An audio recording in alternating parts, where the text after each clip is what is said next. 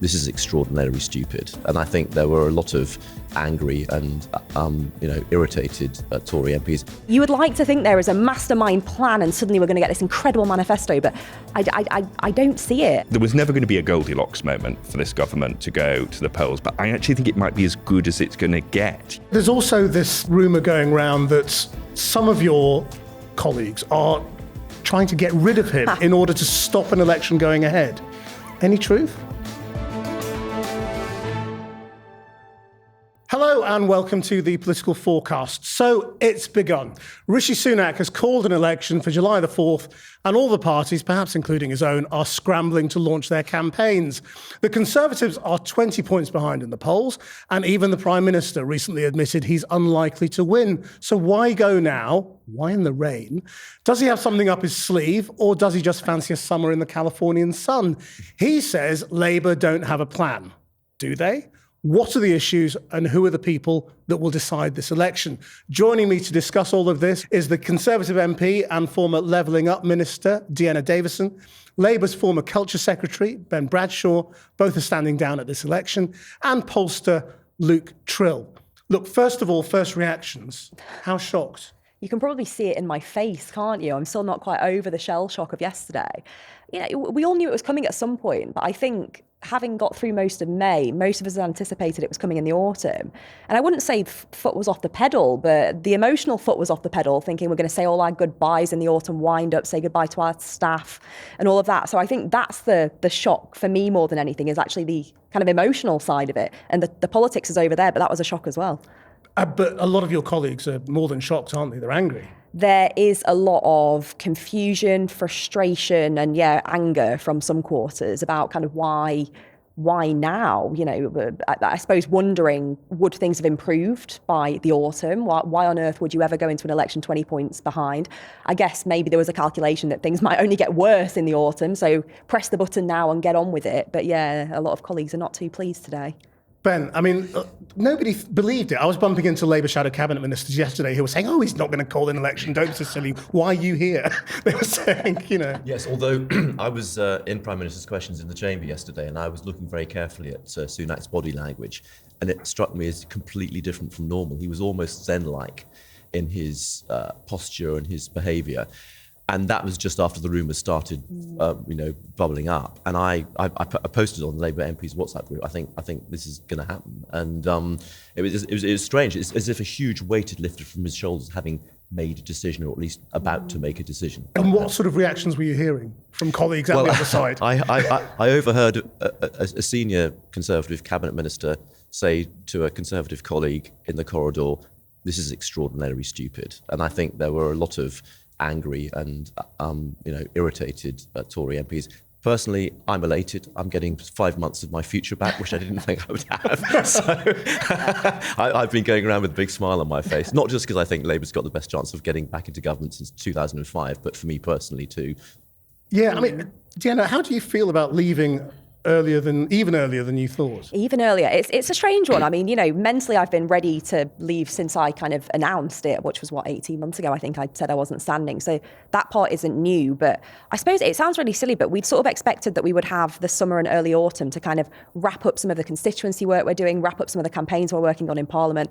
I just secured a load of concessions from the government around my One Punch awareness stuff, which I was literally this week about to get into with them. So I'm hoping that Labour will carry that work over, and I'm sure that they will. So in that sense, it's just very odd. Ready to leave, ready to get out, ready to not have the colossal pressure that Ben will recognise you do have as an MP kind of on my shoulders anymore. But just, as I say, it's that emotional impact of the people I've worked with, my team, who now in 6 weeks are faced with the prospect of no job, which is, quite a daunting thing given that they've basically become like my second family. Very strange feeling, but I'm sure in a couple of days, once the shock has kind of worn off, I'll probably be feeling like Ben, if I'm honest. The really interesting thing about yesterday, for me as well, was also the scarcity of people wanting to talk about it. There were not Conservatives all over the airwaves. Conservative Central Office were not providing senior interviewees. You were ringing around trying to get people. But the line that Conservatives were coming out with, Luke, was, well, the poll lead isn't hard. It's a soft poll lead and it can be eroded. Is that true? Well, look, I mean, it's a poll lead of 20 points on average at the moment. That is significant. And I think the more interesting thing is we've kept on waiting for that moment when it started to narrow. We sort of thought, would it narrow in the autumn, after the budget, when the tax cuts came in, after local elections? So far, it's proved quite impervious as a poll lead. And I think the calculation actually was slightly the other way. It's starting to look like nothing we can do is budging the poll lead. There's more of a risk if we're seen to be clinging on that the public go, we just want rid of them. And of course, we're heading towards quite a perilous summer.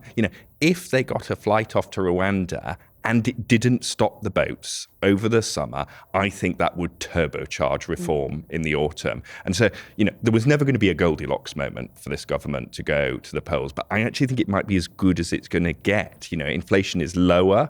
There hasn't been a rate cut, but it looks like they might be pushed back. So they can sort of say, we're turning the corner, we're getting there, but without having to actually prove, I guess, that the plan is working. Yes, I mean, they're pinning a lot on the economics of this, aren't they? They're saying inflation's down again, which we have to remind people doesn't mean that prices have fallen. Cost of living is still very, very high and earnings are still behind. But maybe this is as good a story as they're able to tell. But if you're saying to people it's going to get better, do they believe it? Largely no, to tell you the truth. The interesting thing about the cost of living is, yes, people see the headline stats, but then they say in focus groups, yeah, but my food bill's still way higher than it was. My energy bill, I still can't cope with. 65% of the public say that cost of living is the top issue for them. That's way above any of the others. It's followed by the NHS, not a typical Tory strong point either. And then all of the other issues are way down. So I think the government's got to be really careful that these headline figures and improvement haven't yet translated into feel good. And so it's a bit of a line to walk to sort of say we're turning the corner, but to say the plan is working, actually, when we chat to people in focus, they just say that's not what we feel. It's not what we're getting at the moment. It all sucks. Isn't this often an issue with kind of economic policy, though, in the sense that we talk about these great headline figures, and as politicians, we go on about them all over the media. Inflation's down, GDP's up. But it's about how people feel. And I feel like as politicians, we're not always that good at elucidating that and actually explaining in a tangible way what that means to the regular guy on the street. I think Luke's absolutely right, and I think that now it's happened. We can all rationalise why he's making the decision to go earlier than we thought. But I think one of the few things he had left was surprise. And that's always a potent weapon in the hands of a prime minister, wrong-footing the other parties, giving the other parties less time to get their act together and organise and so forth. So in a way, but I think the danger with that is that the public will look at this and think, aha, so they don't think things are going to get better in time for the autumn, so they're cutting and running. So you can argue it either way. And actually in the focus groups we did last night where people had seen Sunak's announcement, they were like, basically saying this is the end game for them, isn't it? They've tried everything and now they're just going for this. I think it might have reinforced. So why do you think he has gone, Dehenna? And have they told you? Has the message gone out to Tory MPs? This is the message. This is what we're supposed to be saying. There have been calls, but as someone who's not standing, I can't say I've tuned into them particularly, attentively. I don't think there's been a particularly great explanation, hence why there is such kind of confusion and anger among so many colleagues. But if you are to rationalise it, the only explanation I can think is that there isn't certainty that things will improve, that the situation will be better, that the boat numbers will come down significantly over the summer. So now feels like the right time to go to, I hate to say mitigate losses, but this is a situation we're in. We're 14 years into government. It's very rare that anyone would be riding high at this point. So I think cutting your losses. And also, can I give you my ham psychologist interpretation, which is, if you think back, the Sunday Times last week, had Sunak going up the rich list and richer than the king. I mean, if you're Mrs. Sunak, why would you put up with this any longer? If you know that the game's up, you want to get to California a bit more quickly than you otherwise would. So, I mean, we never know what these conversations are that go on domestically between prime ministers and their nearest and dearest, but don't underestimate their importance. Do you think there's a bit of that, a bit of him saying, I don't need this? I don't know is the honest answer, because he's never needed this, is the point. He never needed to go into politics to become an MP, to put himself forward for ministerial roles, to put himself forward for Prime Minister. And I do believe the best in him in the sense that I think he did all that because he wanted to make a difference and try and make things better. But I suppose when you get to this point, you look at that polling, you look at infighting within the party, people saying all kinds of things about you, your character, your intentions, let alone what people are saying in the wider world. And there must have been moments, for any human being, there must have been moments where he said, why am I doing this? Now, there's also this, rumour going around that some of your colleagues are trying to get rid of him in order to stop an election going ahead. Any truth? It sounds like there's truth. I mean, leaks from WhatsApp groups, things all over Twitter. You're never quite sure just how deep they run and how widespread they go. But I think this is on the basis that if they could get rid of Sunak now, like in the next couple of days, then they can stop the election. The machinations that kick in next week. I mean, what is going to change in 6 months is my kind of question also, to it totally plays into Labour's main charge against the Tories: end this chaos. We are saying end this chaos through change, and the Tory MPs start thinking about trying to put another leader in. So it's a barking mad thing to even put out there. It is barking mad, and I think some of my colleagues have completely taken leave of their senses.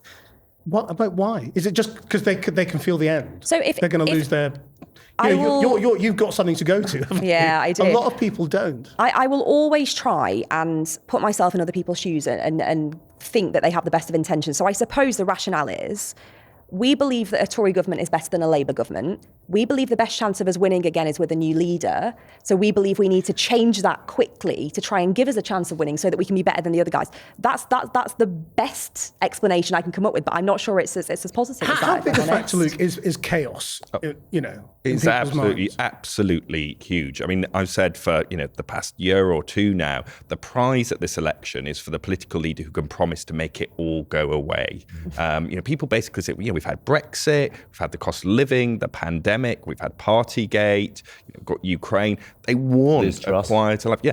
And actually, I thought it was really interesting that Keir Starmer repeated his line about a politics that treads a little more lightly on your lives in his speech yesterday, because that will reassure a lot of people. Most people aren't like us. They don't get that excited by politics. They're not glued to what's going on in Westminster. And I think the idea that they'll be able to turn on the news, turn on Channel 4 News and not think, oh my God, this is chaos, will appeal to a lot of people. Right, but then the question is, well, how sold are people on Labour? And is Labour at all wrong-footed? So I mean, what do people think about Keir Starmer at the moment? So I think that, the typical reaction to Keir Starmer is that he's a bit meh. He's not particularly inspiring. People don't really know what he stands for. This is focus groups. This is focus groups. And you see it a bit in the polling. If he came into office, he would be the most unpopular opposition leader to become prime minister in recent history. But of course, that doesn't matter if you're ahead of the other guy. And he is more popular than Sunak, and Labour is more popular than the Conservatives. And is he just meh, for want of a better word, because people don't know him?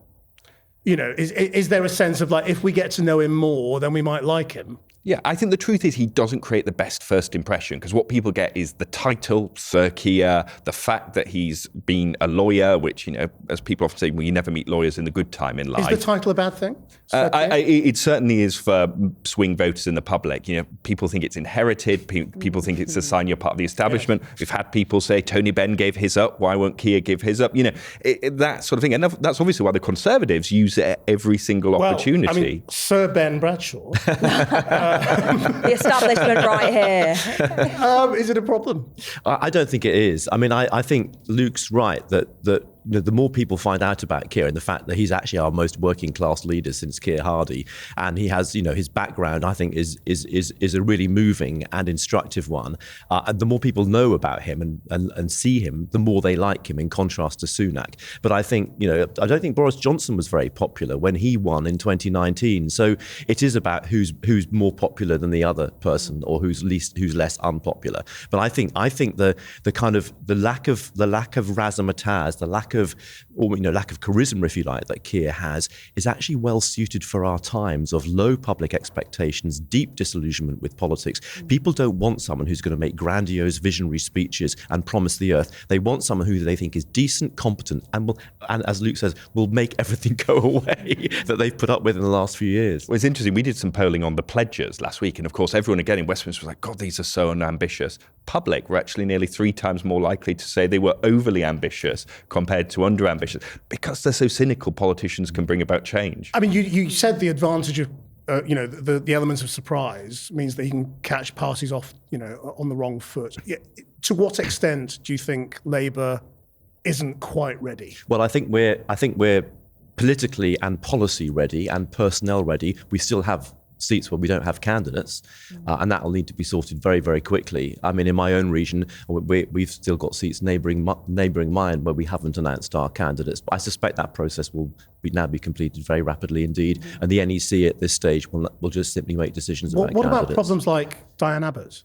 Well, I don't know what's going to happen about that. That's a matter for the NEC. It's not a matter for me. It's not a matter for Keir either, actually. He has no locus in that. But I mean, it's difficult, isn't it? Because having their position all along has been, well, we can't interfere in an independent investigation. They're now in a situation where that investigation has got to conclude, otherwise Diane Abbott will not be able to stand as a Labour MP.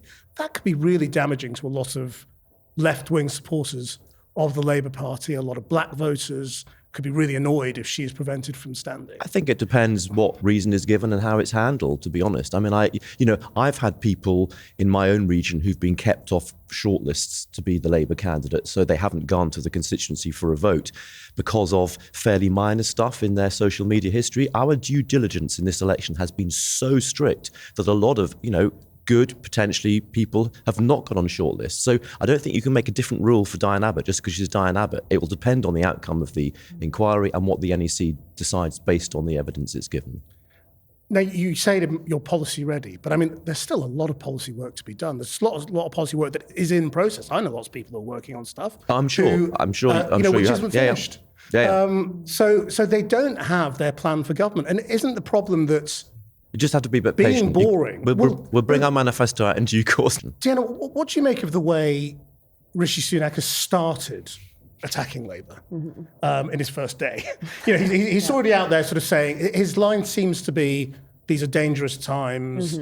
I'm the man with the plan. I'm the man with the experience. He's not explicitly saying Keir Starmer is a danger to the country yet, but he might get there during the course of the campaign. What do you make of that? I have never liked negative campaigning. I have never liked that attacking kind of the culture war kind of stuff that we seem to have been engaging in over the past few years. I think ultimately, I don't want us to go out there and tell people why they shouldn't be voting for Keir Starmer. We should be going out there and telling people why they should stick with us. But don't you have to attack them a bit? I mean, if you were standing, how would you be attacking them? If I was standing, I probably wouldn't be, because I'd be talking about the record I've got in my own constituency, the things I'm proud of the Conservative government's done over the past 14 years. And I think that's the approach, because I think people are sick of this Punch and Judy politics as well. They're sick of it just looking like politicians are cynically attacking others. And I think what they need to hear from us really quickly is what our actual plan is, because Rishi had his sort of 5-point pledges of things he wanted to deliver, which was his way of saying, put your faith in me, let me prove I can deliver them. Mixed success, I have to say, up to now, but it's been unusual times.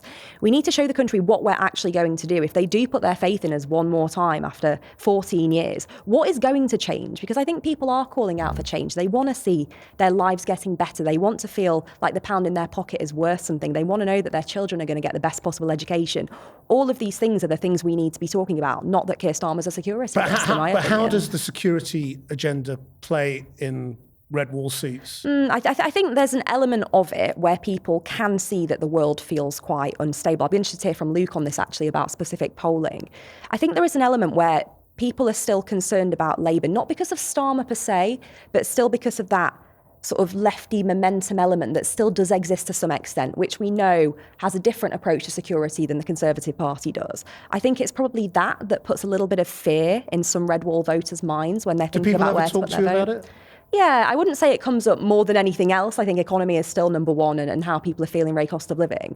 But it does come up from time to time. But I would say less so for those who might vote Labour, but more so for those who might be toying between us and Reform, actually. I think this is going to backfire. And so if he's trying to persuade people that the former Director of Public Prosecutions, who was lauded by a Conservative Prime Minister and thanked for the great job he'd done, is a threat to national security, it gives us the opportunity to actually remind people how much Keir has changed the Labour Party, particularly on security. We did get problems when we had Jeremy Corbyn on the doorstep. People wouldn't vote for us because of Jeremy Corbyn. They didn't trust him.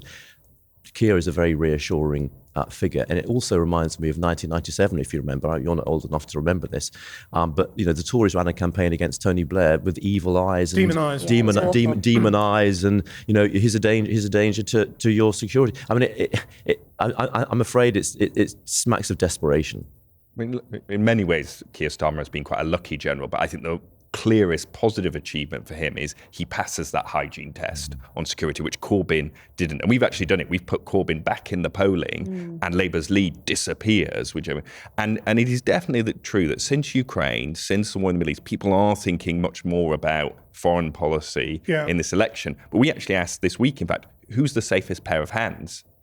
Is it Keir Starmer or is it Rishi Sunak? And people were more likely to say that Keir Starmer was a safe pair of hands on national security than Rishi Sunak. Because you would have thought that Sunak is doing this because of internal polling. So how clear is your polling on it? I mean, I think it's fairly clear. People just don't think that Keir Starmer is Jeremy Corbyn. As I said, they might have questioned you. What does he stand for? Is he that exciting? Is he actually going to bring about the change we want? And I think there are questions there he needs to answer if he wants a proper honeymoon. But when it comes to national security, they just don't see it. And I think the Tory strategy will be is this, can we keep throwing mud? So I expect to hear lots more references to Jeremy Corbyn over the course of the election campaign, finding things Labour candidates have said, that sort of thing. I just don't think at the moment it's going to wash with people. I mean, I was wondering whether there's an element of this, and we saw this in the Conservative leadership campaign, where what Rishi Sunak cares about actually is also being right. And so he said things in the Conservative leadership campaign that he knew were correct, were unpopular, and they led to him losing the campaign. So that when Liz Truss blew up, he could then say, "Well, I did say so." And on the security agenda, he might be right that the security agenda is going to blow up next year or the year after, and be a big issue. Keir Starmer's government, if that's what it's going to be, could be defined by foreign policy and by threats to NATO or Ukraine or whatever might happen. Which is all very well for next year, isn't it? But the election's in 6 weeks. And politics is politics. We have to be talking about the things now that are going to make people vote for us, which sounds so cynical and awful, doesn't it? But ultimately, the first thing you've got to do if you want to do anything in politics is win. And so if we've got to win, we've got to be saying the right things and talking to the right people. And I'm just not convinced this approach is right. And this is where, on Israel-Gaza, I know it's been unpopular with some people in the Labour base, by having basically very little water between the Conservatives and Labour. It's very difficult to attack even on something like that, because the Conservatives can't point and say, look, Labour would be doing something massively different that would undermine national securities. The other really interesting thing that's happened is that Nigel Farage is not joining Reform and is not going to stand. He says he's going to focus on Trump and America. So it looks like Reform is not going to get the big boost that people had assumed. What difference does that make? I think it makes a huge difference, because for every 100 votes that Reform gets, they take 60 from Conservative 2019 voters and just 5 from Labour 2019 voters. So every 100 votes for Reform, it's net gain for Labour of 55. So obviously you want to keep those 100 votes they're getting as low as possible if you're the Conservatives. In the local elections and the mayoral elections, Reform underperformed. So I think you're potentially talking about sort of 30 or 40 seats that could be saved purely because Reform are underperforming compared to where they could have been. Can I ask, Luke, though, what about the Farage factor? Because sure, he's not going to stand as a candidate, which would have a huge influence in that particular seat. But he's still going to be involved, isn't he? He's still going to work with Reform. Will he still be that figurehead? He owns the party, doesn't he? I mean, it's his company. And people still think, I mean, people are still just as likely to think he's leader as Richard Tice as it happened. So he's definitely going to be a factor, but there would definitely have been something, I think, about him being a candidate, him leading the charge. He's now not going to do that in the same way. And the one thing Farage can do with the public is get airtime. Right? And Reform's big worries in election campaign, they get squeezed, the public focus on the choice for Prime Minister. Farage could have disrupted that much more. I don't think he's going to be able to now. So do you think that's a reason for hope for some of your colleagues? I think it will be. Whether it's a genuine reason for hope that they should be focusing on, probably not. I think the true difference will be if Reform do decide to field 650 candidates, or if there are some Conservative MPs they find palatable enough to not stand against. I think that's where there would be a tangible difference. Why do you say that, Ben? What you think he's peaked? I just don't think. I think Reform are polling in the mid-teens, high teens at the most, and he's not. That's without Farage being a candidate or leader, and I don't think that's going to change. And as you say, I think he can do the Tories just as much damage from using his media platform as he would be if he were a candidate. He'd actually have to go and campaign and do some work. Yeah, well, I mean, I mean, the issue, and it plays into that whole reform agenda that Rishi Sunak is already talking up as one of his big things. We know that the Conservatives are very keen to talk about is immigration and the Rwanda policy and the boats. Now, the assumption now is that the first flights won't take off until after the election, and Sunak has basically confirmed that. Does the promise of this is going to start happening is it good enough?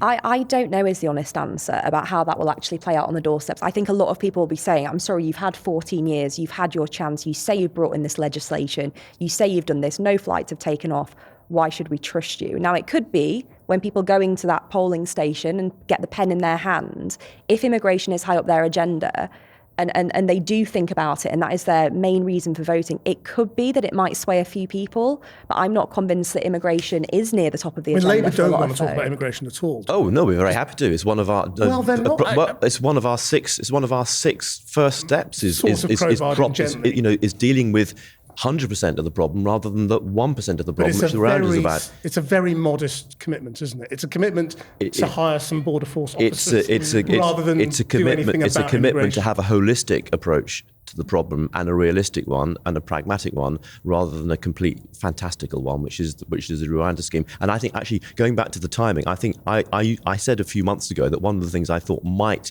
encourage him to go early is that during the Paris Olympics, all of the French security are not going to be focused on stopping people coming over the channel. The numbers are going to soar during the Paris Olympics, and at least he's getting the election out of the way before that. And what did the focus groups say on whether a promise that the boats are going to stop? I mean, there's no doubt that across the public, Conservative and Liberal, people want the boats to stop. The problem is when you ask them, they don't think Rwanda will work, and they don't think it's worth the cost at the moment. And when you ask people what would be success, what would make it work, it's a significant reduction in crossings. It's not even a flight going.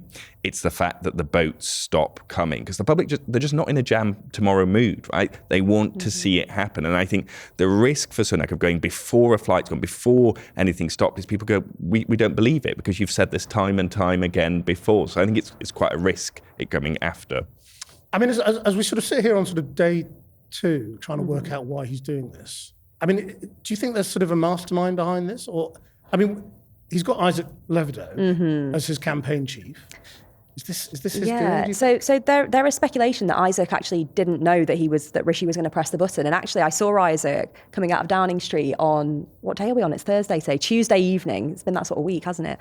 So I'm coming out of Downing Street on Tuesday evening, which was when this decision was basically being made. Potentially, yeah. And he looked probably as shell-shocked as I did last night, if I'm honest. He sort of smiled, said hello, but he didn't look like the usual kind of bravado-driven Isaac Levido that I kind of am used to seeing when I do see him. So he probably wasn't on board? I don't know. And I wouldn't like to speculate on conversations that happen behind closed doors, but I don't know. You would like to think there is a mastermind plan and suddenly we're going to get this incredible manifesto, but I don't see it. And I'm painting such a negative image of sort of my colleagues and my party here, aren't I? Which I really shouldn't be, because there's some great people in there. But I don't know, Krish.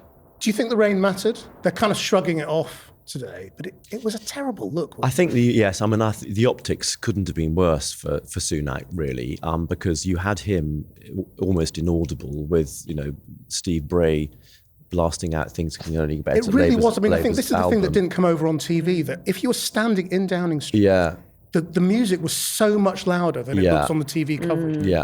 I don't know what he was thinking, because he was really fighting it. And he, his main thing was, accusing Labour of not having a plan, and then the TV cut to Keir Starmer delivering our plan and sort of looking rather prime ministerial. So I think the optics were terrible, but I mean, I don't think that will matter in the end of the day, and it may even provoke some sympathy vote among the public who feel sorry. No, I don't think that. I think, look, this election is going to be determined by who people think will make the country work a bit better, make politics a bit quieter, and make things a bit cheaper. That is basically the 3 things that determine it. Right, well, I mean, we normally end on a sort of a long-range forecast, but I think we better sort of make it quite a short-range one now. 6-week forecast. Just sort of in a minute. I mean, you could even say for the next week. What do you think? What do you think? For the next week, I'm going to go the next 6 weeks. Let's look towards that election. I do think things will narrow. I think there's a lot of people who are still undecided, and if we can get our messaging right, I think we have got an opportunity to make it narrow. Do I think a lot of my friends and colleagues are at risk? I do, and that's a devastating thing on a personal level for a lot of them who've worked incredibly hard. But I'll be really interested to see just how much it narrows. And I always think back to 2017 when we started 24 points ahead in the polls with Theresa May at the helm. And that didn't exactly work out. So I think it's Starmer's to lose here. And I think if he does make mistakes, if his sort of shadow team make mistakes, and if we can actually get our act together, which I recognise is a tall ask at the moment, things could narrow and it could get very interesting. I agree with that. I mean, a general election, as 2017 showed, can change a lot. I think the circumstances are rather different then. I think part of that was a big kind of tactical anti-hard Brexit vote, which kind of really boosted the Labour vote unexpectedly quite late. But I think, that Labour has the best chance of forming a government at any time since 2005, but it's not in the bag. And I think the careful, cautious, strategic approach that Keir and his front bench team are taking are exactly the right ones to get us to the finishing line. Well, I think there is definitely going to be a wobble at some point in the next few weeks. There'll be a rogue poll or something, hopefully not put out by us, that suggests that things are going in a different direction. I think the really interesting test then actually will be for Labour on how they react to that. Can they keep the discipline when things might look a bit choppy? And if they do, they'll end up being okay. If they don't, I don't think it spells good things for when they might come into office. Who's the Corporal Jones of the Labour Party who runs around saying, "Don't panic"? I wonder, is it Pat McFadden? It's Pat McFadden. It's Pat McFadden. But we're all in that frame of mind at the moment. Thank you all very much indeed. That was this week's Political Forecast. Until next time, bye-bye.